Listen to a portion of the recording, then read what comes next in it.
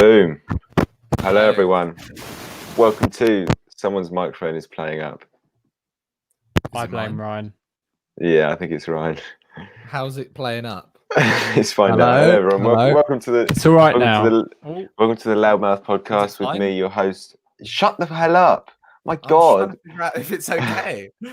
It's fine. It's fine. Yeah. Don't play me Welcome like that, to Luke. The Loudmouth Podcast with me, your host, Luke Brown, my lovely co-hosts, Ryan Perry and Alfie Akers.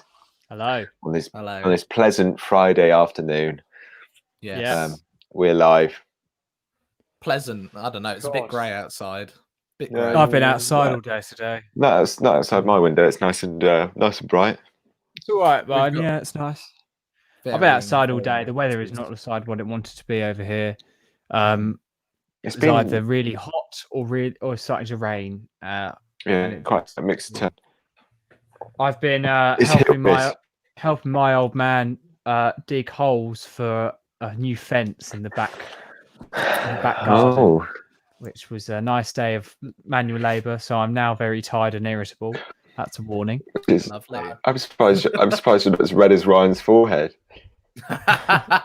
Well, I mean, we can go into that story. Why don't we just head straight into that? Yeah, let's do it. Yeah, Ryan was attacked by the postman who threw acid at him. Not true. Sorry. We all got Ryan also has COVID by the sounds of things. I do have COVID as well.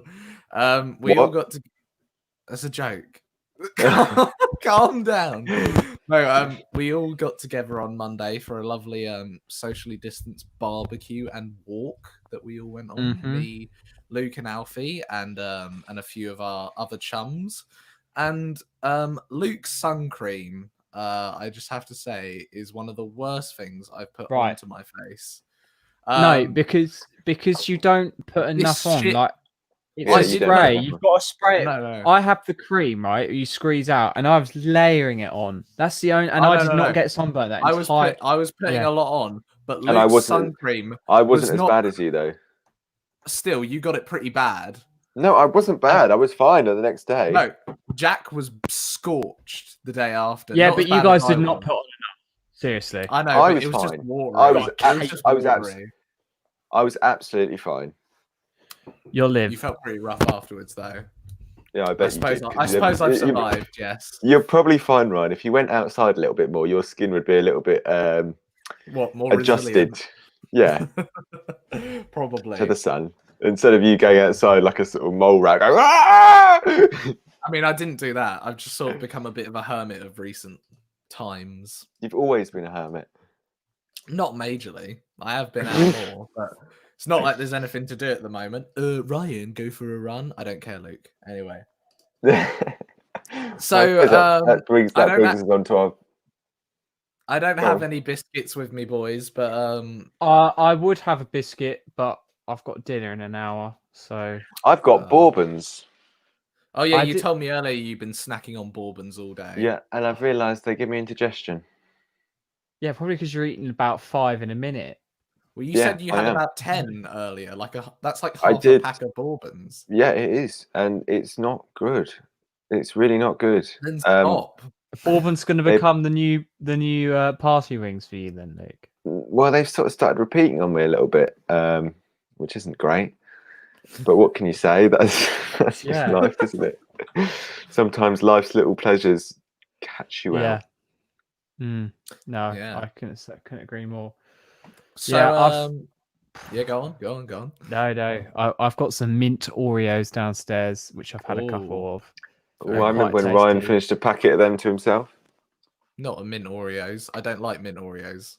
They are a bit too tasty. That is a fake story, Luke. You know, once you've had like the double stuffed Oreos, you never want to go back to single stuffed. Oh, double stuffed is shit. I'm sorry. You think it's gonna be great, but nah. It's not. It's concentrated. Not good. It's not as concentrated.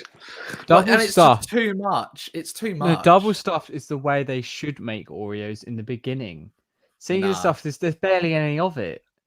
Yeah, but there's less stuff than a bourbon. Still, though, it's way too much.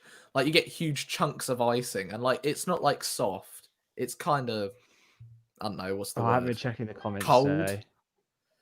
Yeah, Oh, because it's it just- wasn't sun cream, it was Luke's special sauce. Well, lovely comment from our friend Oscar Tarbox mayonnaise. there. It was mayonnaise. Yeah. Well, I mean, the That's barbecue was probably- good. The barbecue was a good part of the day, wasn't it? You probably find Yeah. the mayonnaise would have protected you more. Probably. Sausages were good, weren't they, lads? Good sausages. Yeah, they were co-op sausages. Yeah, Co-op nice. sausages. Yeah, not they bad. they do bang. They do bang. They were very tasty actually. They were quite nice. Co-op It's a bit bread like that. are- It's a bit like that line from the film that we're going to be watching and talking about today, where you could Which roast line? you could roast wieners on that. Oh yeah, there is that line. Well, shall we delve straight into it? I've let's just get into finished it. my rewatch not too long ago. This week's film was No Country for Old Men, written and directed by the Coen brothers, adapted from the book of the same name. Luke, as it was sort of your pick, do you want to do you want to say it with a bit more detail? enthusiasm though? You sort of like, yeah, it's a film. Well, I can't be constantly going like, "Whoa, No Country for Old Men! This is amazing, guys! Have you heard if the film's of the Coen not giving brothers?" us that energy, we shouldn't give the film that energy. Well, I It's disagree. I think the good. film. I think holds it's a good sympathy. film, but it's a sort of slowy, isn't it? It's a slow burner. I don't know. Yeah, I think it's a very. I think there's some parts where film. it gets it's totally the edge intense of your towards seat. the end. It gets Shall quite we? Shall we intense. overlay the But plot? also, Shall we overlay the plot first? I'll let If you. you'd do like that. to, Ryan. yeah, Luke, do you wanna you do it? like this film the most. All right, You I'll do it. So the film is set in 1980, and it is the story of three people. The top billed cast member is Tommy Lee Jones, and I mean he is the only person sort of left alive out of the three main. Well, actually, no, there's two of the main characters left by the end of it, but he's not in it as much until like the final parts of the third act, and he doesn't really come in until after the first half an hour. But so the story mainly centers around this guy called Llewellyn, who is out hunting for deer one day in the desert, where he discovers the site of a drug deal that went very horribly wrong, and he finds a big old box full of a lot of money, and also intertwined is this hitman who is looking for the money for a contractor. Played by Javier Bardem. Yeah, played by Javier Bardem. And also there is, you just want me to say the names, that's the thing. Yeah, and also there is Tommy Lee Jones's character, the sheriff, who is trying to investigate the murders and the mysterious disappearance of Llewellyn and his wife. So yeah, guys, what did we think? This is my second time watching this. Luke, you watched it quite recently, so you didn't have to rewatch it. Well, I have actually the old man rewatched it. The old man rewatched it the other night, and I just I can imagine him. I sat in for a few little bits, and I enjoyed it a lot. I thought it was a good film. Yeah. Well, you gave it the big fat 5 on old Letterboxd. I do. I think it deserved it as well because it was it was a blockbuster, wasn't it? It's the most blockbustery I think a Coen Brothers film has ever gotten. It's very similar to the original Fargo film, which they made. Down to the fact that the plot is driven by a case of money in a way. I think this film, Fargo's more of a comedy. The series is something completely different. But the film is much more of like a really bleak comedy, whilst this is like a full-on modern Western in that sense. You've got a lot of Western archetypes for the characters. You know, you've got the sheriff, you've got the outlaw, and you've got the gunslinger. Those are our three like main protagonists in the film. And I think that the thing that stands out the most about the film, he's kind of like this film's equivalent of what Heath Ledger was for The Dark Knight. Javier Bardem's performance as the assassin, he's amazing. He completely embodies it. Steals the show completely. Definitely the best part of the film. Yeah. that gun. That gun. Yeah. I mean, I know I shouldn't be saying it's cool because it's kind of messed up, but it's not a gun though. It's not a gun. It's sort of a gun, but yeah, it's but just he's so also cool. got a shotgun with a massive suppressor on it. Yeah. So that's also, which is also terrifying. Well, he's a complete. He's got a badass. pneumatic. I don't know what it is, but he's got one of them, like a nail thing, isn't it? Like they use it to put down sheep and things. It's like an iron rod. It's a bolt gun. Like, It's a bolt gun. They use it to put down like use it, animals and things like that. Yeah, exactly. Use it to put like sheep and stuff and cows out of their misery. Yeah. Or in this case, grown men. Yeah, exactly. So he has a habit of using that, and then he also has a very big shotgun with a very big suppressor on it. So it's basically one shot dead. Yeah. And he's terrifying because everything he does, absolutely terrifying. Something I was going to say as well on the rewatch that I noticed the other day was I was thinking about this. So you know the scene before Llewellyn puts the money into the aircon unit. You know when he flicks through the bills to like take them out, like spend. I always thought if you look at the middle bills where the tracker's placed, it's actually higher than the others, and I don't know why he didn't notice that when he saw it first. Arrogance. I suppose he didn't know about the tracker at first, like because he sort of kind of discovers it more, like it's a few seconds just after he enters the hotel, and Llewellyn's flicking through the money and finds the tracker. So I don't know. I really liked the scene when he comes back after the night out because they'd really thought about both sides of it. So before he left, he shut the curtains, and then when he comes back in the taxi, he sees the truck, and they drive past room 183 or whatever it is, and the window, the curtains are open. Yeah. That was also as well very, very clever because obviously, I admit like it's a rewatch of. Sorry. Yeah, I admit it's a rewatch, and I should have probably known it. But when he is pulling by the house, and obviously he rents out the 2 rooms in the end. There's obviously that bit where the tracker.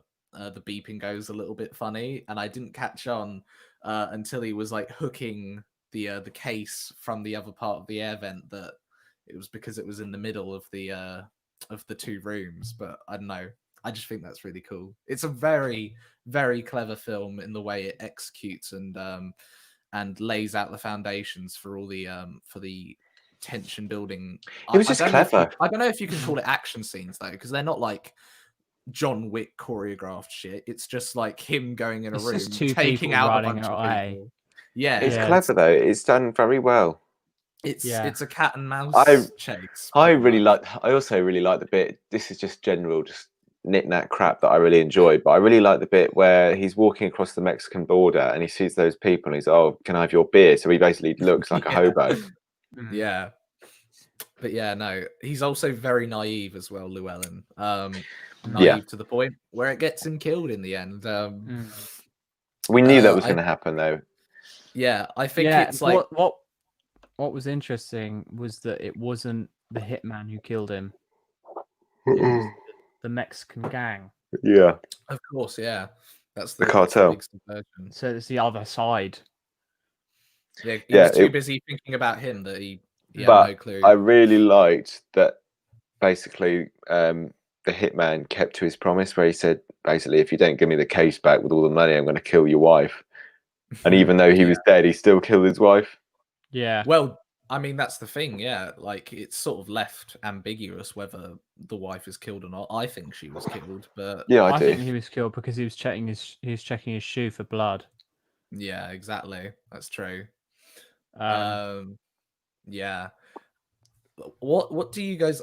We'll jump back and forth throughout the sort of film, I guess, like because this is the film where like a lot of scenes stand out and a lot of the tension-filled scenes like you can't really say much else about.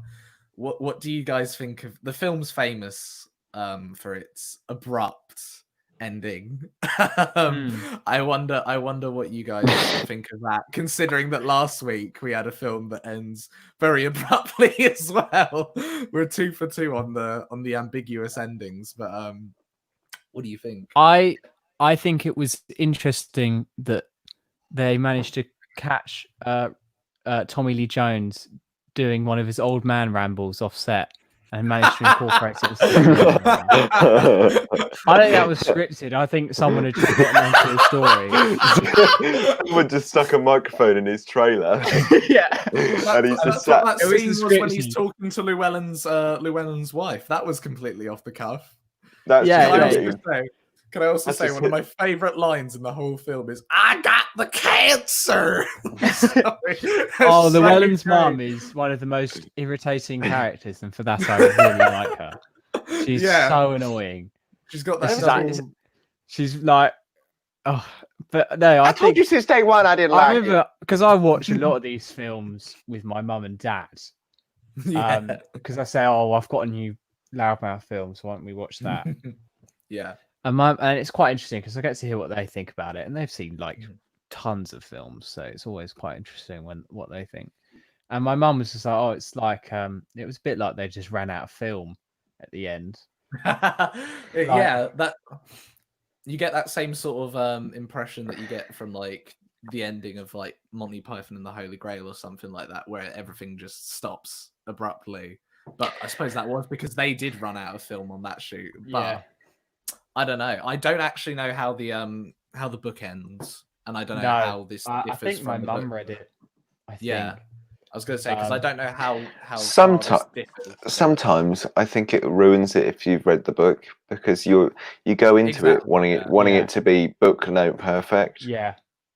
Well, and also with the Coen Brothers' other adaptation-y sort of things, they never really stick to the source material that much. So I can imagine the book is a lot different to the film. This is also quite different from like their other films. I did mention it's similar to Fargo, but also very different. Like a lot of their films are centered character pieces, usually based around one character. Barton Fink,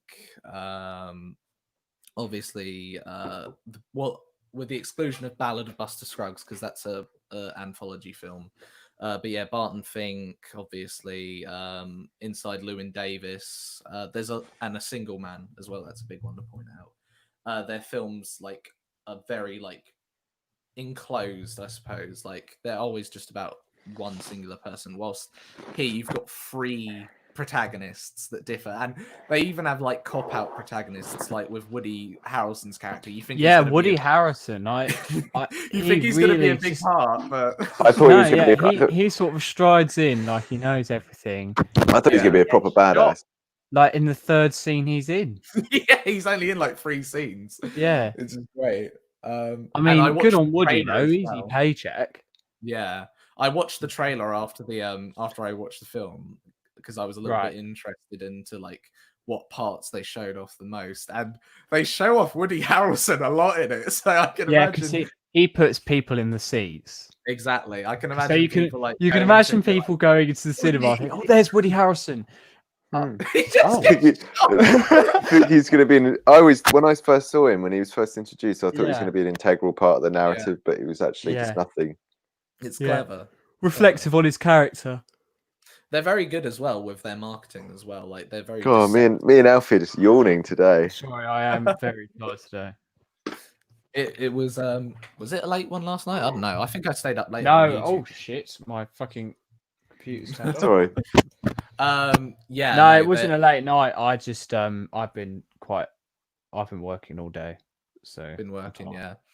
Yeah. No. As I was saying, they're very deceptive with their marketing. Like they'll always focus on aspects of the film that you think are going to be really big things. So like with Inside Llewyn Davis, they concentrate on the heartwarming moments, and that film is a really bleak, depressing film.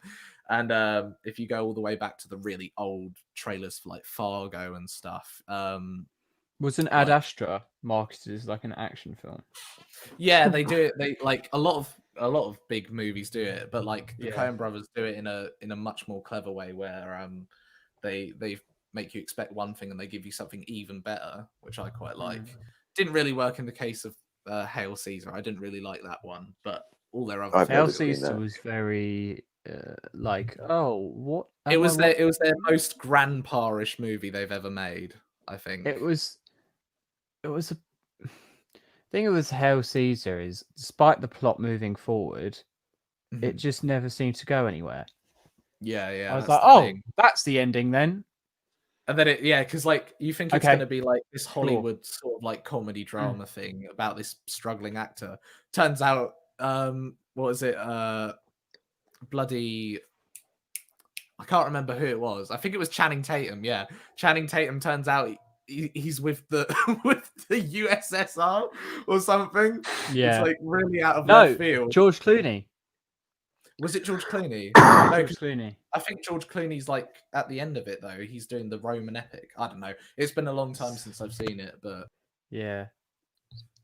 what are you doing? Why is it on me? I haven't got anything lined up to say, Luke. Now I've got. You've seen the most interesting out of all of us today. Do I?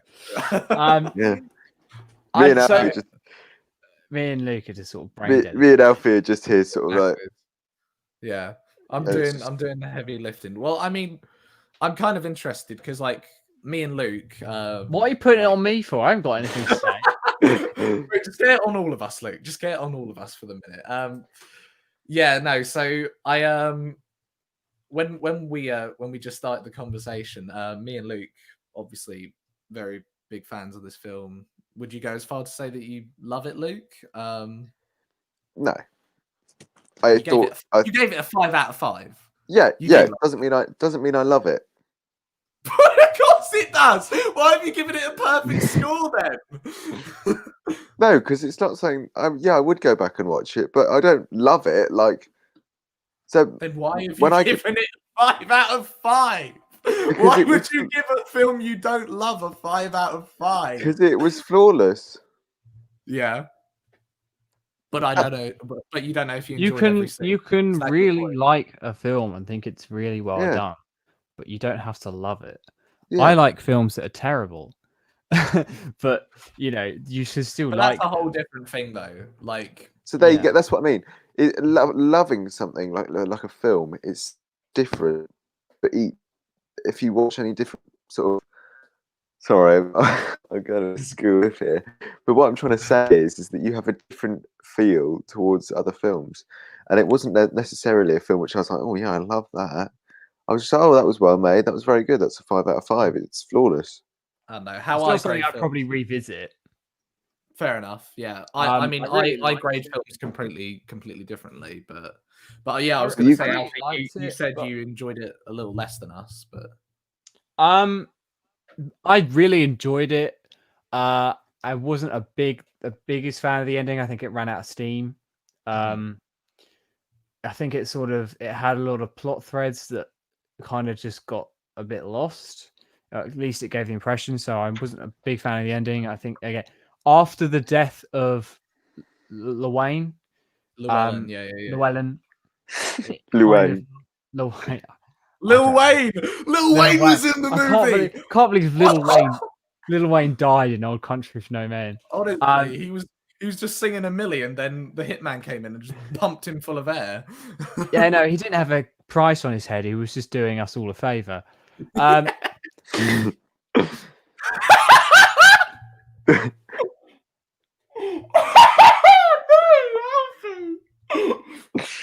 He's not that bad. He can be all right sometimes. No, I know. He did the Carter, didn't he? He did the those are all right. Yeah, the Carter albums.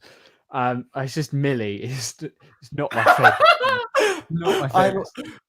I love to hate a Millie. A Millie's so bad, it's amazing. It's one of those songs I can love to hate. But anyway, what's I going with it?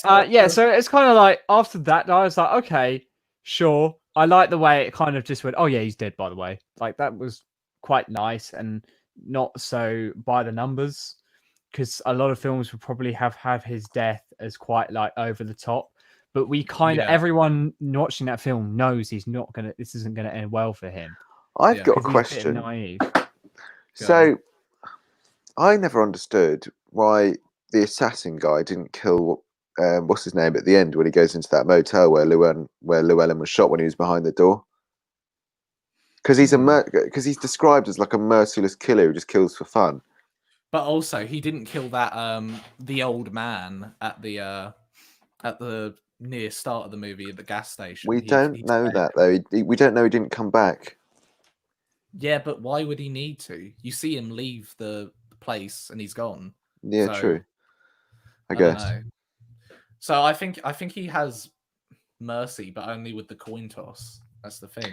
Well, yeah, and there's that coin on the floor as well. When and also the other thing is we don't know if he did shoot her because she never called it, or did she? That's the question. Well, I mean, it's all to look into, really. Because he had that habit of going. I've only just finished watching it, so like rewatching it. So I'll have to. So what do you reckon then, Ryan? What would you give it this time round? Well, I gave it a 5 back when I saw it a few years ago. And I still really enjoy it. I don't think I love it to the same extent that I did previously, because I've seen a lot of films since then that are quite similar, and I think do a lot of the stuff what this film is going for a lot better. It's not my favorite Coen Brothers film by any stretch. Fargo is still the reigning champ, but I think I would still give it like a solid 4.5 out of 5. I just think it laid a lot of foundations down, and it's an essential film if you are into film like we are. But I don't think it. I don't think it has stood as the momentous grand. Stood the test of time. I wouldn't say like it looks bad or anything. The film still looks amazing, and like it could easily pass off as something that could be released today. But I don't know. I just think a lot of films have done what it's trying to do better, and even going back a few years, even 20 years ago, there are still a lot of films that do what it's doing better. So, but 4.5 out of 5 for me. I still really love it, but yeah. What about you boys? Well, Luke, I still stick by the 5 I gave it, only because I couldn't find fault in it. Oh no, I don't fault anything in it at all. Like I agree with you though. It does. Yeah, I just think it's a formula. It's a formula it's a formula that's been done before. Yeah. Fredo? I'll probably give it a 4.5, I think. I really liked it a lot. Again, I can't really find much wrong with it. I don't think there's anything where I went, oh, this is stupid. And it's a film about a man with a big load of money being chased by someone. Like, I never thought, oh, that's dumb. I like some of the things it did. I think the villain was amazing. The hitman, best part of the film, really made this film better. It kind of bumped it from a 3 to a 4. Do you know what I mean? I mean, he is 4.5. Probably something I'm not planning on revisiting, but if I did, I wouldn't complain. No, of course not. 4.5. If it was on if it was on the telly, you'd watch it just to. Yeah. I think it's a good like, I won't say family film, obviously, but it's a good thing to watch.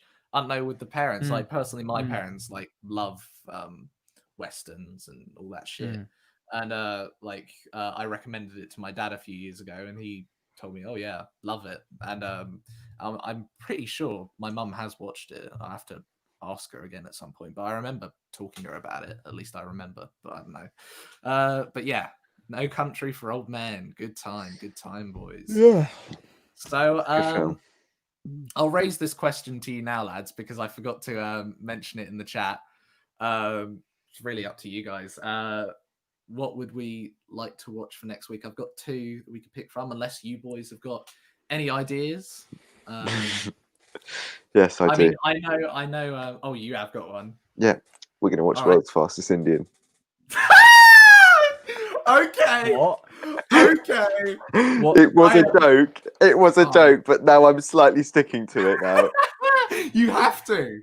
You have to. It's on Amazon Prime now, so it's as That is accessible true. as it'll ever be. What's World's Fastest Indian? Is that the thing to come? All right. So a bit of a background for World's Fastest Indian. That's settled. That's what we're doing. We're doing World's Fastest Indian. Well, I mean, it's not a bad film. No, it's not. It's not a bad film. That's the thing. It's just hilarious. So World's Fastest Indian is the story of a man called Burt Munro. It's based off a true story, and he went to the Salt Lake. Bonneville Salt Flats. Yeah, the salt flats, whatever they're In called. Bonneville. Utah. In Bonneville, yeah, Utah. And basically, it's the story of his journey from New Zealand over to America with his Indian, because he wants to set the new land speed record. And over the course of his journey, he runs into some crazy folks and some lovely people. It is amazing. Luke showed me the trailer when I was in like year 9. He was like, "Ryan, come look at this computer." It was the trailer for World's Fastest Indian. I do remember you guys having like a really funny, like really weird inside joke about this film. Yeah, there's a shot of Burt Munro, who's played by Anthony Hopkins. Tremendous. I think this was a role of a lifetime. Role of a lifetime. There's a shot of him on the flats in his Indian screaming as he slides across it, which is one of the greatest shots I have ever seen put to film. It's hilarious. I mean, I think the only other good. I'm not going to try and spoil too much, but my favourite line in the entire film is "Welcome to Hollywood." And that will make so much more sense when you watch it. So please, everyone, do go watch The World's Fastest Indian. It's a good film. It's a good film. Me and Luke make it sound like it's terrible, but we just laugh. We laugh at all the wrong bits, but it is great. It is a really great film. I think it's just the idea of Anthony Hopkins being like he's an old guy, and he carries such sort of nutty personality with him in this film. Yeah, it's great. What are you guys going to make me fucking watch? No, it's good, Alfie. It is good. Okay. I think your parents would like it as well. Right. Almost as much as they liked what's it called? The one about the RuPaul's Drag Race. RuPaul's Drag Race? What? The show? They don't watch RuPaul. No. What's the one called with the 3 Priscilla. Priscilla, the Queen of the Desert. Oh, right. If they like that, then they'll love this. What? Because there's a transgender person in it. Yeah. Okay. It's not a heavy plot point, but okay. I'm not going to say that, but I'm going we'll to talk watch about it this next fucking week. film either way. You'll enjoy it. I fucking hope so, because this is nothing I would never watch otherwise. I just wouldn't watch it. What? Because of the themes, or it just doesn't entice me or interest me at one bit. I mean, I thought that, but then I saw the trailer and I completely changed my mind. You've got to see the trailer, man. I mean, I'm telling you now, I've never seen a film make you want to vouch for the protagonist more than this one. Burt Munro is a better protagonist than any other film ever made. He's so he's very compelling. He's really compelling. Ryan's laughing like I'm joking, but I'm being deadly serious. He isn't. But why are you laughing? I feel like I'm out of this inside joke. It's because you were wetting yourself like it's the Meg. It's the history we have with this film. We took an old VHS out of our school library and turned it into The World's Fastest Indian. It was originally a Dr. Dolittle VHS, and we buried it in the forest near our school. Right. I want you next week to tell me all about what the thought processes you were in your head. Yeah, we will go into it. We will. I think we need to talk about the unsung hero of cinema, Z-Day. Oh, okay, yeah. I've only watched. We only watched Z-Day. Is this? Do you not know about Z-Day? Alex What is Bass or Matt Van Tyne? Okay, so no, it's not a big film by any stretch of the imagination. Z-Day is a film that I know what this is. you know now. No, we can't watch this. We can't go into detail. No, we're not going to watch it for the podcast. But is it from 2010 or 2019? Because there's two. No. Alfie, don't bother. It's not a big film, really. It's by someone who Luke and Liv know. I can't say much else because I don't want to get you guys in trouble with him. Well, I doubt it matters. I don't think you guys know him that well. But he made a 2-hour and 30-minute feature called Z-Day, and it's him and his mates in a field shooting CGI zombies with a Nerf gun. With a Nerf gun, and it was amazing. This sounds like something I'd make in like year 6. It is. It took them 4 years to make. If you look in the description, What? So it's like Boyhood. Yeah, there's some Boyhood ass shit in basically, it. yeah. Honestly, it's amazing. Just look up Z-Day. I'm sure it'll be on like the internet. It's on YouTube. It's on YouTube. I'll send you the link after this. Tell you what, we'll put Z-Day in. We'll put Z-Day in the description of this episode. Because more people need 4 to see years in the making for a 2-hour, 2.5. Oh, hold on. I'm just getting. It's 2 hours and Snapchat from Liv, our most loyal fan. Oh, it's probably the link, isn't it? Yeah, it's the link. Right. Yes, you will enjoy it. You will enjoy it. I don't know where Luke's gone. Where's he off to? Yeah, so he's just watching it.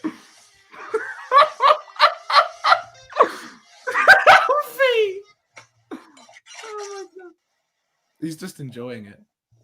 I'm sorry for all the audio listeners. This must be really weird right now. But just it's mind blowing. Hold on a minute. I recognise that kid. That's great. This is when we find out you know everyone in the video. I mean, you practically do know everyone. Some of the best stuff is at like an hour and 20 minutes. Yeah, this is great. Like yeah, it's very clearly something. It's a passion project. I used to make some. Fucking hell. I used to make. Me and my friend Niall used to make some very bad films. Like year 5 and year 6. Yeah. We used to get. We just got my little family point and shoot camera and put it on a tripod, and then it would various involve. I think there was one film called The Wonderful Life of Benny, and The Wonderful Life of Benny was a TV show about my cat, but also somehow involved a Hunger Games. That's brilliant. And I remember my uncle who used to work in video, I used to sit him down and force him to watch them. They're so bad. They're like half an hour long because like he used to come around like at least once a week, and we'd work on the film all like for like 3 hours. Did you ever finish it? Unfortunately, the footage is no. We sort of, I think we did our last shoot in like early year 7, and then we sort of grew out of it. It's a shame. I would have loved the footage. I'm sure the edit's long gone, but I bet you the footage is out there somewhere. Oh, it's amazing. You'll have to finish it. I need to do what I need to do is I need to put it all on a USB stick and then bury it, so no one finds it ever. A time capsule. Oh, look at him. He's got his ribs and his corn. Oh, fucking hell! I wish I was having ribs. I've got I've got chili though, so that'd be good. Are those ribs? Everyone gets to tune in. Everyone gets to tune in to watch me eat. Is it? Well, it's either you or me, mate. To be honest. Are those ribs? Yeah, I was really hungry. Really hungry, man. Lovely. I was sat here. So can I rant about something? Oh yeah, hit me with a rant. I think I've already discussed this show on the podcast before, but I finished it yesterday. Oh, go on. This is season 3 of Killing Eve. Oh yeah, I saw it ended the other day. I saw a lot of people ranting on Twitter. Let it all out, Alfie. Terrible. It is a clusterfuck of a show. All season. I know is like the ending's on a bridge and they see each other and that's it. Talk about an abrupt ending. Imagine the worst one possible. This season was so bad. I don't know if you've seen like the first 2 seasons of Killing Eve, but I they're watched, very like- good. Especially I watched like 2 episodes of the first season and didn't. the finish first it. season's very good. Second season is pretty good. It's decent. I can't think of much wrong with it. But third season is terrible because none of the writers have any idea what they want to do.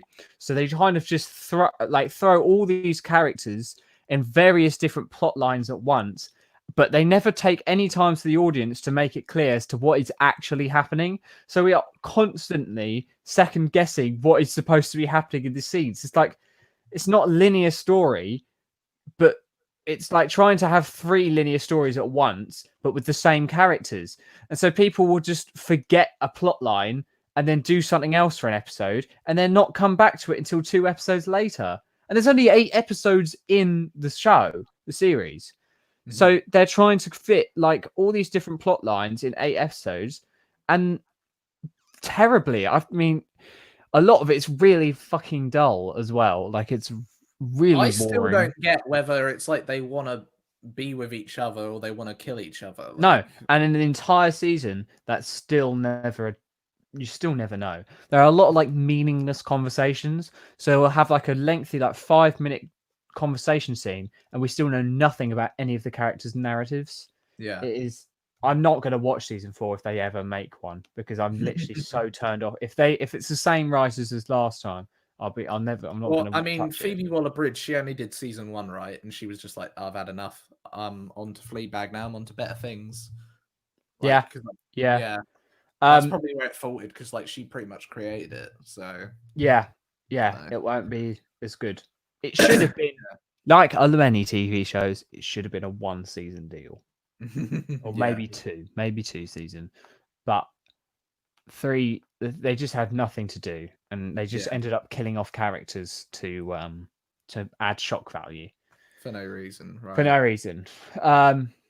Anyway, that's my boring rant done. But anyway, fuck Killing Eve. Shall we? Shall we get on to the album we mentioned? Oh yeah, I listened to this today. Yes, so Run the Jewels 4, the new Run the Jewels album by Killer Mike and LP, Atlanta, New York hardcore hip hop duo, back with their 4th installment. More topical than ever. Dropped it early. I listened to this while I was cleaning the car today. I thought this is hip and gangster. Yeah, it's really good. I listened to it. It was the same day I was watching Little Women for the first time, which was great. That must have blended well. yeah, a bit of a good blend, but it came out right as I was right while I was watching it. I just got the notification: Run the Jewels 4 out early. I was like, I better finish the film first. And then as soon as it finished, I jumped on it like a train. And yeah, it was. I think it. I still have to listen to it a few more times before I say it's my favorite out of the records. Run the Jewels 3 is still top tier for me, top albums of all time. But 4 is a damn near masterpiece. The addressing of topics that are it's very topical. Relevant. Oh yeah. I heard a lot of and I think there was one song. Now, obviously, because I was digging holes whilst listening to this, I didn't have a chance to look at any of the song type names. But I believe it was Holy Calamafuck. Let me just listen. I've got it in my headphones. Yeah, do what you need to do. I think yeah. what you're go on. It was very it clearly took a lot of inspiration of stuff that come before it, especially with Ice Cube. It sounded very Ice Cube-ish. Killer Mike is very influenced. Killer Mike does sound like Ice Cube, and like the sort of the way he raps. And this isn't a bad thing. I think you can see he's got like a nice homage to it. And he's not just ripping it off. It's kind of like very political, very angry, loud, but still keeps a really nice rhythm. And he's great. I think it was really, really good. Probably one of my, I wouldn't say my favorite rap albums, but if I listened to it and really got to know it, probably would be. One of my new one of my favorite things about the album. I don't know actually if even I can call it a favorite thing. I can commend it for it. And it's actually quite horrifying because like they actually finished writing all the songs around December last year. That was when they finished it was scary how relevant it was. I know. Yeah. And there's a I lyric thought it on just come out. I mean, it has just come out, but I thought they'd like made it like a week ago. I think there's the lyrics on the track "Walking in the Snow." I mean, incredible. LP addressed on Twitter. I had a look, and someone said, "God, did you guys record this a few days ago?" And they were like, "No, we recorded Killer Mike's verse on that track back in September." Which is the verse is very referential to a black man who is being arrested wrongfully by the cops and is pretty much treated in the same respect that George Floyd was. And it even has reference to his. Well, I mean, I can't breathe. Did you hear that? Yeah. And when I heard that, I was like, "Oh my god, they must have just added that last minute." But no, it's all been in the pipeline for ages. Their label is like really constricted on when they can release their music, and they only ever release 2 tracks before an album releases, like they did with this one. There's also a really cool thing I noticed about the album. So the first track on it is called Yankee and the Brave, and the whole album is sort of fused around the idea that they're obviously like throughout their lyrics and their music and stuff, they've been like this tag team duo taking down all these different controversial topics, and they're pinned in this album as this sort of like Bonnie and Clyde type duo who are evading the law and taking down everything that they stand against. And I like the one which was about that. It was like we're brothers, but we'll still kill each other. Yeah. So that's like the final track on the album, and it cuts to what you can imagine is the theme song for this TV show. This that they're like encapsulated in these law breaking sort of gunslinger types, and then it perfectly segues if you replay the album into the first track. So it's like the theme song and the episode. So it's the closest thing I can relate it to is like a Dr. Dre album because of all the little inside, like, oh my god, or there's the stuff in the background. It's so, I don't know, it's very roots. It's very got roots. Also the thing I took it as with the whole loop of it all being like this one continuous cycle is, to get political, the endless cycle of police brutality and corruption and injustice in America. That's always been a thing that's been in their works, but a lot of their albums have been slightly comedic in places. They were brought together. They met each other through an album that Killer Mike did in collaboration with Adult Swim, who obviously distribute and fund Rick and Morty, Joe Pera, all these like zany comedy ideas. And on this record, they scale back all their comedy entirely. There are a few jokey stuff there, like when Killer Mike talks about how great it is to rob a hype beast, which is I love that line. But no, it's a really serious record from them. I really didn't expect it when I went in, but it made so much sense now that I take into account that it was released early for obvious reasons. They also released the album for free, and you are given the option to donate to a lot of Black Lives Matter charities. Also, all the funds from purchases of the album are going to charities as well. What about the streams? Because I'm on Apple Music. The streams as well. Everything, all the money's going to it for currently. I don't know whether they're going to change. I don't know if that will last. No, it probably won't last, but because they obviously need to make their bank off it. But it's a great gesture. Like they're very innovative with how they release their music. Like they literally released their last album on Christmas Day, which is nuts, and it still broke like chart records. And I have to say, there wasn't one track on there, but they were all at a level which was like, this is really enjoyable. Yeah, they always everything was produced to a good quality. Yeah. It was all under. I've just done a little look. They're all under. It was all produced, at least with my input, by the same producer. Yeah. ELP. LP. Yeah.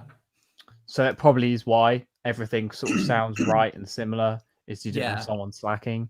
Obviously, yeah, no. Pharrell probably had some input, and there was a couple of others who probably had input in some of the production. Yeah, there's the mainly all done by Pharrell track. ELP, which really shows. I mean, he is very talented at what he's done. Everything he's sounded great.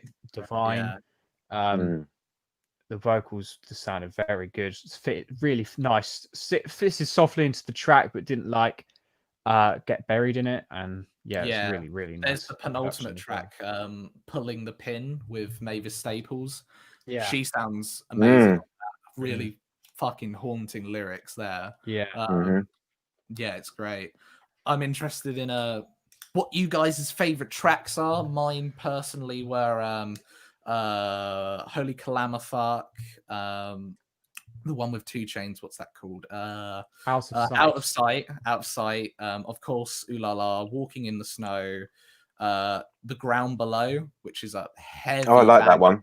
I like that one. Great. I'm literally skimming it right now because again, I can't remember any of the title names because I had my headphones in. Yeah, Pulling the Pin and A Few Words for the Firing Squad. But there is not a dull moment on the album. It's just constant, relentless. It's really good album. If anyone wanting to get into hip hop, I would recommend this album. Yeah, any of their albums really a good gateway. I've got Run the Jewels 3, which I'm going to listen to. I don't know. I think I just installed it on a whim. I haven't listened to it yet. I think Ground Below. Now I think it's probably my favorite song as well. It's got that proper headbang feel. It's got such a nice rhythm. Yeah, it's proper. I think there's proper hip hop there. Probably my favorite track of the album. Like Alfie, I listened to it while I was doing stuff, so I never took note of the track names. How I do most, and they all blend into one. Yeah, that's how amazing they are. So you don't notice that it's changed. No, I was like, it's not like where it's like a sharp sort of change. You don't even have to adjust the volume, which is always a good sign of good production. Unlike certain albums, Viva La Vida just comes in my head. Terrible production. Booyah. Love the album, but the production is terrible on some certain things because it's too quiet. Like there's ones. Well, no, I'm going off a tangent. It's been bothering me for years. I just want to rip Viva La Vida to shreds. I love the album though. I've got a physical copy. It sits on my shelf. But this is one song. Hold on. I'm gonna need to do it because I can't remember a single song ever written. Oh, they were good ribs. I'm going on my fucking. I do apologize to everyone who had to watch me eat that, but God, that was brilliant. What was your favorite track, Luke, off of the album? I can imagine it was still Ooh La La. Is Ooh La La? I do love that. I love that track, but I liked a lot of the other ones. I think I'll probably note down the ones which were my favorites in the next episode. When I've had another re-listen. Yeah, a few re-listens do help. Like it really takes the wind out of your breath when you finish the album. Yeah, like it's a shocking piece, but it's just so great. I'd recommend it to anyone, really. Anyone, especially if you want to get into hip hop. I think it's one of those albums that you should just listen to. Well, even people that or Yoga by 645 AR. Even people who aren't really into hip hop. We got Borja Sanchez up in the house. Best RTJ album so far. Okay, yeah, I rate that. I've seen Borja liking a few RTJ posts on Instagram before. Do you agree, Ryan? I mean, I haven't listened to any of their other stuff. I'm still trying to work out because I love RTJ Free so much, but I will get back to you next week. But yeah, no, I think this is accessible for everyone. Even my mum kind of likes RTJ a little bit. She watched their performance at Glastonbury a few years back. She was like, that was really good. Because they obviously their political messages. They know the closest thing I could relate their political messages to was Dave and sort of old NWA. I mean, they're both the big inspiration from both of them. Obviously, Killer Mike's more influenced by Ice Cube, but they both. I can imagine. Run DMC. Run DMC is like thing for them. Totally. So yeah. But yeah, all right. No, not even a little bit. Get it? I am not illiterate. So I'm glad. So we the Loudmouth Trio like Run the Jewels 4. We love it was Run the good. Jewels. My expectations were raised. Yeah. Oh, it's just so great. Well, I'm glad you boys loved it. Like, 'cause Yeah, this was like your I've first... even put it as loved on Apple Music now, so hopefully I'll get some more stuff like it. So, Yeah. has anyone no. got any albums that they would like to put forward for next Well, I'm week? literally having looked through my library right now of stuff that I have yet to listen. There is an album of which I love, but I'd like to hear your guys' opinions of it, and it's one of my favorite albums of all time, by one of my favorite bands of all time. And this is you Viva might la have Vida. heard of them. No, it's not Viva la Vida. It's a self-titled album. And the problem is with this band is they've got 3 albums and they're all called the same name. So this is American Football. Okay. I listened to the 1999 one. Okay, yeah. I was So going it's to got say a green house. It's green. I will read it. It's really confusing. It's it's all the artist, the band American Football name all their albums American Football. Kind of like Run the Jewels. So, I think they've started to number them now. Like they've got American Football 1, 2, and 3. Okay. Their last one came out last year, which is also very good. But we're listening to the first one. I've seen it. Yeah, I adore this album. So if you don't like it, be kind. But that's... I recognize this. Let me see the picture. Hold on. Let me see the album cover. I don't know if you guys can see that. Wait, can you see it? That's it. That's Oh it. yeah. Yeah, I recognize this. It's one of my it's a, sort of like a total stoner album, really. All right, yeah. It's like it's very like Kids in the Garage, but in a good way. Oh, okay, yeah. So again, if you couldn't tell, I love this thing. So if you don't like it, be kind.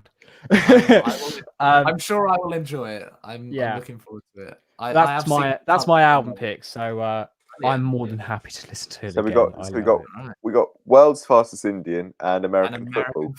Brilliant. All right. Well, is there anything else you guys want to say before we go? Any other little topics to throw up? Yeah, Lidl's ribs are stellar. Okay. We'll take your word on it. And what about the co-op chocolate buttons, Luke? We're not talking about that now. We're not talking about that, no. That requires half an hour. That's a story for another day. Yeah. Basically, in short, during college, every Tuesday, Luke and I and our other fellow mates would like to go to the co-op. Once we've got on the bus, and Luke seems to be monitoring the price of the chocolate.